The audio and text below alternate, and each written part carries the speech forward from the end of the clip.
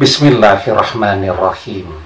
Assalamualaikum warahmatullahi wabarakatuh. Bapak-bapak, ibu-ibu, mas-mas, mbak-mbak, khususnya adik-adikku sekalian yang dirahmati Allah dimanapun Anda berada. Kembali di IIP Channel bersama saya, IIP Wijayanto. Kali ini kita akan membahas tema setiap ingat kamu, mantan menangis. Mantan teringat kamu setiap hari, meski ia berusaha untuk selalu menghindari saat kamu lakukan. Ya, mantan masih terus berusaha menghindari kita, berusaha menjauhi kita. Dia tidak mau kembali kepada kita, bukan karena keinginan hatinya, tapi yang paling banyak terjadi, dia tidak mau kembali kepada kita karena permintaan orang tuanya. Orang tuanya menolak kita, tidak merestui kita, tidak pernah menyukai kita, dan seterusnya. Sesungguhnya mantan juga dalam posisi yang sulit, ya.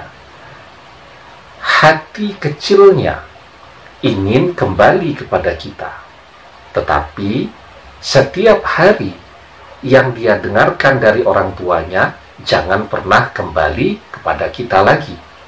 Ya, jika dia kembali kepada kita, dia akan membuat orang tuanya kecewa. Tetapi ketika dia tidak kembali kepada kita, maka dia yang kecewa dan menderita. Nah, maka agar keinginan mantan untuk kembali kepada kita dari waktu ke waktu semakin besar, ya, sehingga dia bisa memilih dengan mandiri, ya, untuk kembali kepada kita, walaupun keluarganya mungkin tidak ada satu orang pun yang merestui ia kembali kepada kita, tetapi keinginannya amat sangat kuat. Ya, ketika dia mencoba menekan rasa rindu di dalam hatinya, semakin dia menderita, sehingga setiap dia ingat kepada kita, dia menangis. Ya, dan dia teringat kepada kita setiap hari, sehingga nangisnya jadi setiap hari. Nah, sekarang apa yang bisa kita lakukan sementara kita sudah tidak bisa untuk bicara lagi dengan dia karena dia selalu menghindar? Kita mau datang ke rumahnya, orang tuanya jelas pasti menolak kita. Kita mau menemuinya di tempat kerjanya, dia bekerja, ya, di toko, di perusahaan milik orang tuanya. Tetap ada orang tuanya di sana, tetap ada keluarganya di sana yang menolak kita. Apa yang bisa kita lakukan? Sebelum kita bahas lagi lebih jauh, jangan lupa yang belum subscribe untuk memencet tombol subscribe dan menyalakan lonceng notifikasi agar Anda selalu mendapatkan pemberitahuan video-video terbaru dari channel kesayangan kita ini. Dengan subscribe, doa-doa kita selalu terhubung sehingga kita selalu bisa berdoa bersama-sama, ya. Saya juga ingin menyapa seluruhnya adik-adikku sekalian yang ada di seluruh penjuru tanah air Indonesia, ya. Yang di Pulau Sumatera, Pulau Jawa, Kalimantan, Sulawesi, Nusa Tenggara, dan seterusnya. Juga adik-adikku sekalian yang ada di luar negeri, di Malaysia, di Singapura, di Thailand, di Taiwan, di Hong Kong, di Uni Emirat Arab, di Saudi Arabia, dan seterusnya. Semoga kabarnya baik selalu. Amin. Nah, apa yang bisa kita lakukan ketika kita sudah tidak bisa ketemu mantan, tidak bisa bicara dengan mantan, tidak bisa telepon mantan, tidak bisa chatting WhatsApp dengan mantan, tidak bisa video call dengan mantan? apa yang bisa kita lakukan? Ya, sesungguhnya puncak dari segala usaha itu adalah memperkuat dan memperbanyak doa-doa kita. Karena apa? Hati itu bisa disentuh dengan doa. Kita sering ya melihat atau membaca novel atau membaca cerita-cerita, melihat film, sinetron, ya kan itu kan juga diangkat dari realita. Biasanya realita yang menulis naskah yang kemudian dituangkan menjadi film dan seterusnya. Apa yang mereka lihat, apa yang pernah mereka alami, itu biasanya menjadi sumber inspirasi kan untuk mereka. Nah, sekarang ya, ketika kita melihat novel dan seterusnya itu, apa yang bisa kita teladani dari sana? Ya, bahwa ternyata ketika orang sudah berusaha mendekati orang yang ia cintai, tetapi hatinya tidak tersentuh, tidak menginginkan, walaupun fisiknya bisa ditemui, bisa diajak ngobrol, bisa diajak bicara, bisa diberikan oleh-oleh, ya, bisa diajak makan bersama, dan seterusnya. Tapi ternyata banyak yang ditolak. Ya tidak?